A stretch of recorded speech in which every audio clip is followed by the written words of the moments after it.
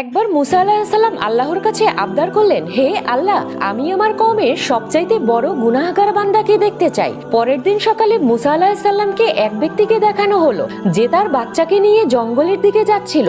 মুসা আলাইহিস সালাম আল্লাহর কাছে বললেন, হে আল্লাহ, এবার আমি সবচেয়ে নেক বান্দাটিকেও দেখতে চাই। কিন্তু সন্ধ্যার সময় আবারও সেই সকালের ব্যক্তিটিকেই দেখানো হলো। মুসা আলাইহিস সালাম আল্লাহকে প্রশ্ন করলেন, এটা কি হলো? তখন আল্লাহ তাআলা বললেন, ওই ব্যক্তির ছেলে তাকে প্রশ্ন করেছে, বাবা, জঙ্গলের চেয়ে বড় কি? বাবা বলল, পাহাড়। ছেলে বলল, পাহাড়ের চেয়ে বড় কি? বাবা বলল, আসমান। ছেলে বলল, আসমানের চেয়ে বড় কি? বাবা কেঁদে দিয়ে বলল, তোর বাবার গুনাহ।